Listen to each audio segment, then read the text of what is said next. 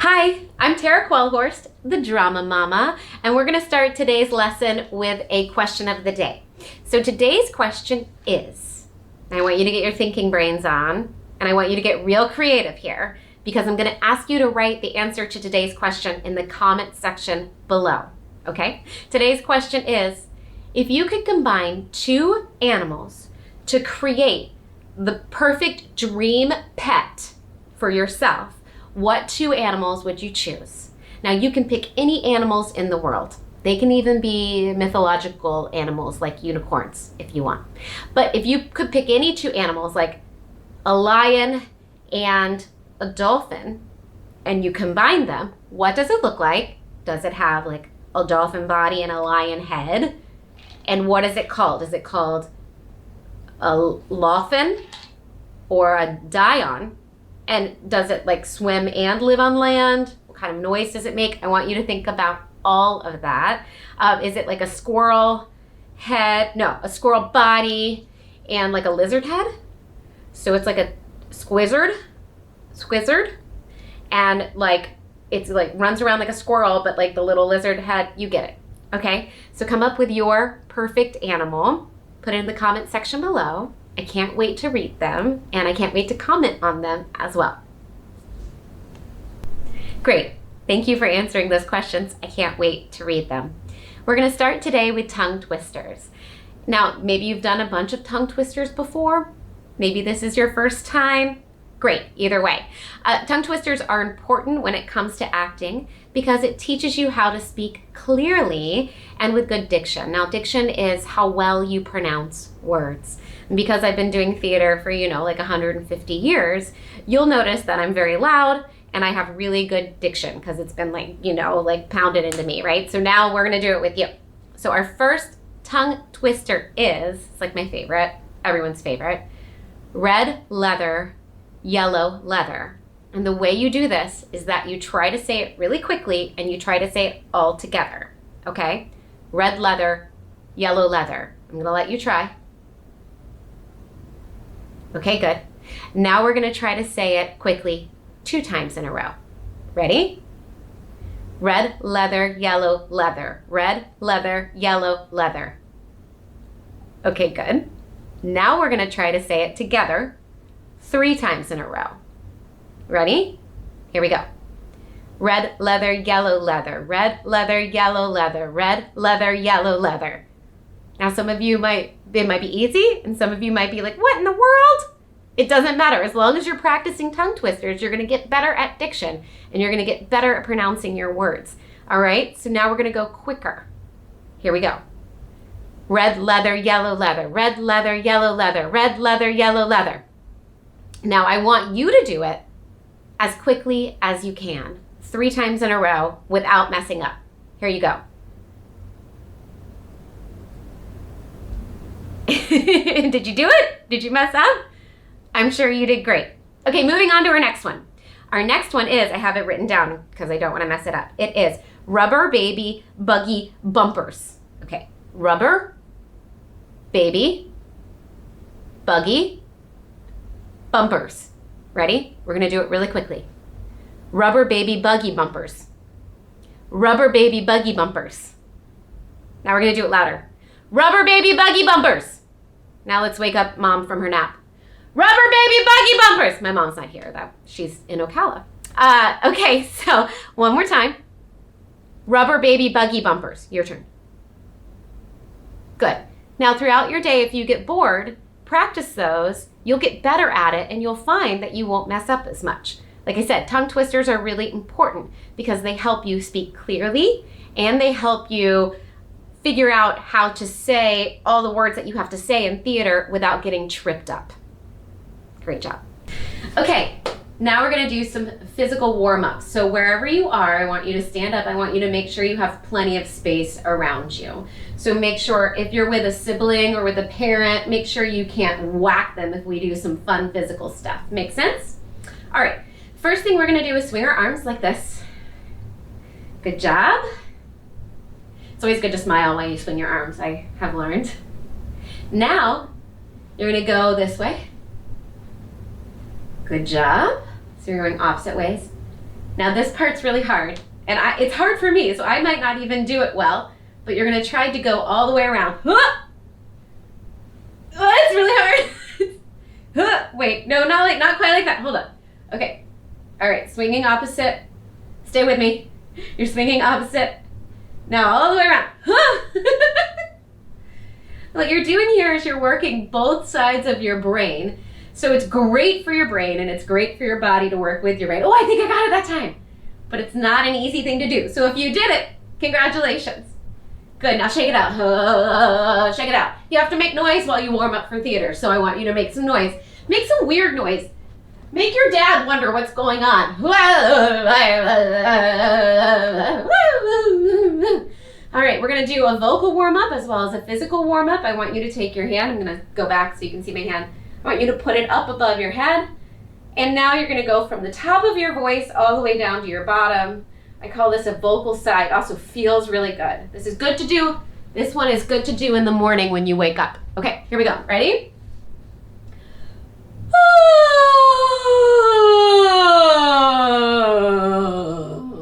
You can hear I have allergies.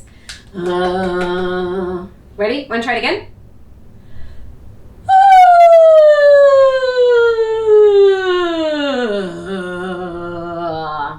Good, good, good. Now I want you to let your jaw hang off of your face. Okay, now shake it. Do you feel that it's hanging off? Clasp your hands together. Okay, this is just to help shake your head. You're gonna shake your head with your jaw hanging off of your face. I know it sounds weird, and it probably looks weird, but you don't want to shake your head like this. You wanna just let your face hang limp and make noise. Always make noise. We always make noise. Noise is so good for you to make all the time. We're always taught, especially you kids, to be quiet and not make noise. So leave that behind you for this time. We're going to make some noise, all right? So now we're gonna shake it all out, but we're gonna do it with a count system. And let's do different voices, just so we can have a little bit of fun. How about that? Let's do like a really high, like a Minnie Mouse voice. We're gonna count down from 5, and we're gonna shake out each limb with those counts, okay? We're gonna start with your right arm. We're gonna do it in a Minnie Mouse voice. You ready? Here we go. 5, 4, 3, 2, 1. 5, 4, 3, 2, 1. 5, 4, 3, 2, 1. 5, 4, 3, 2, 1. Great job. Now, we're gonna count down from 4. Let's do it in a low voice. 4, 3, 2, 1. 4, 3, 2, 1. 4, 3, 2, 1. 4, 3, 2, 1. Now from 3. Let's do it in like a breathy voice. 3, 2, 1. 3, 2, 1. 3, 2, 1. 3, 2, 1. Now 2, 1. Let's do a loud voice. 2, 1. 2, 1. 2, 1. 2, 1. Now I just want you to shake. 1, 1, 1, 1. I won't explain these games every time we do them, especially if you return. We'll just do them. But since it's our first time, I feel like I have to explain them. Now, we're gonna warm up our face. I'm gonna come down here. Okay, this works. Okay, you ready? I want you to put your lips together and you're gonna sound like a horse. You're gonna make noise. We always make noise. Unless it's pantomime. We don't make noise in pantomime.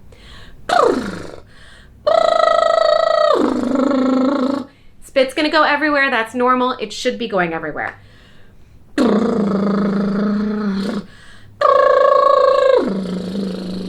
Now, we're gonna do stretchy face and squishy face. Here we go. Swallow all that spit. Stretchy face.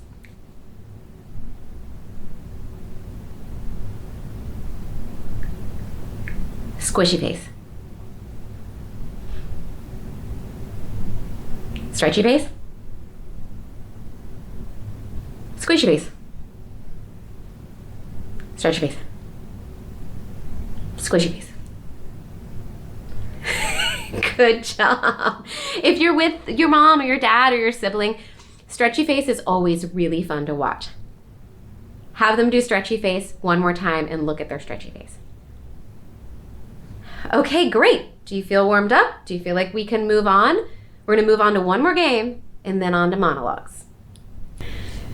Okay, we're gonna do one more lesson before we get into our monologues today. And I have two very short monologues for you in the description below. You may have seen them already, but if you haven't, I wanted to let you know that they're there. Okay, this last game deals with understanding how different emotions affect the way you are saying your dialogue. Dialogue is the words that we're speaking.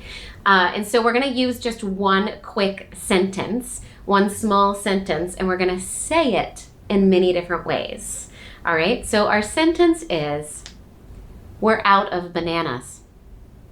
That's it, that's the whole thing, okay? So go ahead, memorize your first line. Your first line is, we're out of bananas. Go ahead, memorize it. You got it? Okay, good. Now moving on. Now, I want you to say it very matter-of-factly. That means very straightforward. Ready? We're out of bananas. Your turn. Good. Now, I want it to be confused. Put a question mark at the end. You go first. What does it sound like if that sentence has a question mark at the end? Was it something like, we're out of bananas? We're out of bananas? We're out of bananas? Good. Now, I want an exclamation point at the end. So, very excited about being out of bananas. I don't know why. We don't know what's going on in this character's life. You get to make that up. That's the delicious part, okay? You make up why they're excited about being out of bananas. Maybe the mom said, when we're out of bananas, you can have ice cream. When we're out of bananas, I'll buy you that toy car. When we're out of bananas, you can go to the beach. I don't know, but exclamation point. Go ahead, try it.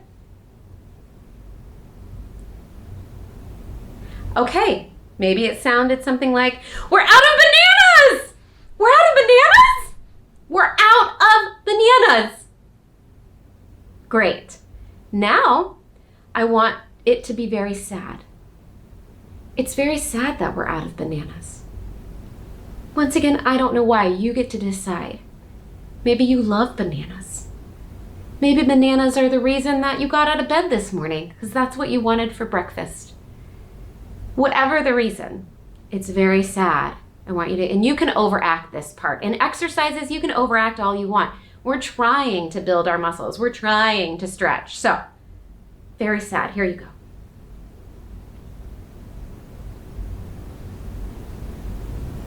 Good job. Maybe something like, we're out of bananas? We're out of bananas? We're out of bananas? Oh, let's try over dramatic. Okay, our last one. And then we're moving on to monologues. Very dramatic. Like Shakespearean dramatic. And if you don't know who William Shakespeare is yet, don't worry. I'll teach you. So big, dramatic. You can throw a hand up on the forehead if you want. You can do some strange hand gestures.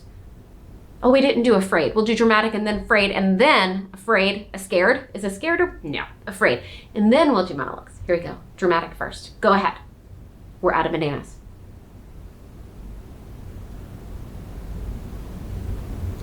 We're out of bananas. Maybe do like a bad accent. Can you do a British accent? I can't. I won't try. We're out of bananas. All right, now afraid.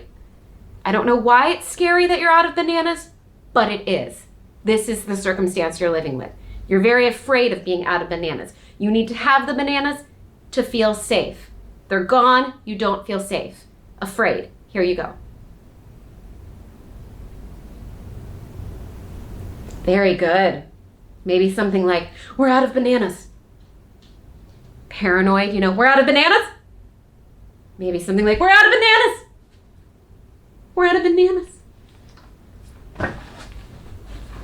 Okay, great. I'll see you next for monologues. Okay, let's talk about monologues. I have 2 separate monologues that I have put in the description of this video. I want you to pick one of them. One is called, There's No Such Thing as Real Fairies, and the other one is called Talking Kitten. You're going to pick one and you're going to memorize one. Now, if you're a little guy or a little girl and it might be a little bit hard for you to memorize, instead of memorizing the entire monologue, you can certainly memorize the first line of either of these. The first line of Talking Kitten is, I know you said no more pets after the lizard incident, but Mom, you don't understand. The first line of No Such Thing as Real Fairies is, there's no such thing as real fairies. Okay, and then you can go from there and see how much you can get memorized. But if you are a little bit older and you want to get a monologue memorized and you want me to critique it, here's the fun part. This is what I want you to do. I want you to pick one of these monologues. Now, a monologue, I should have said this already, so let's rewind for a second so we can figure out what a monologue even is, Drama Mama. A monologue is a speech given by, or a scene given by one actor. So there is one actor who is doing the scene. Now, that doesn't mean that the actor is always alone on stage. There are instances where actors are on stage with other actors, but they have a long speech they have to deliver, and they do it by themselves, and that's a monologue. It's important to remember that even when performing a monologue, you are performing to someone else. So you're not just performing to the gods or to the air, right?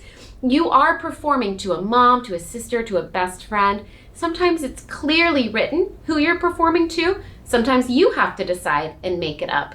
Sometimes it's even a good exercise for you to switch up who you're performing to. The monologue might sound different if you were talking to mom than it is to dad, or the monologue might sound different if you were talking to your teacher than it is to your brother. Does that make sense? So practice it in different ways, okay? So this is a speech that you're going to be memorizing by yourself with the help maybe of mom or dad or brother or sister. I encourage you to copy and paste it into Word or to Pages and then print it out. I encourage you to highlight it and write notes around it, which parts are easy to memorize, what parts underline the parts you want to say really loudly, maybe circle the exclamation points, things like that, all right? Now, once you memorize them, this is the fun part. Here, come closer. Once you memorize them, I want you to upload a video of you performing the monologue, completely memorized, to YouTube as well. Only if you have your parents' permission, okay? So you do this with your parents' permission, upload it to YouTube, tag me, and then I'll go in and critique your monologue. I'll comment on it. Won't that be fun? And then if I have your parents' permission as well, I can share that link with other people on this page, and you can all go watch each other perform these monologues. Now, if you're a little bit older and you're looking at these monologues and you're saying to yourself, come on, Drama Mama, this is a little immature for me. Don't you fret. I will be putting up scenes and monologues for more mature, older actors, but why don't you go ahead and memorize one of these sweet little monologues in the meantime and give us your best performance of it. It's always good to memorize new material, and if you wanted to, you could even act as if you were a 5-year-old or a 10-year-old. That might be a fun acting exercise for you. So good luck. Always have water, by the way. Always have water. Drinking water and hydrating is really important for us actors.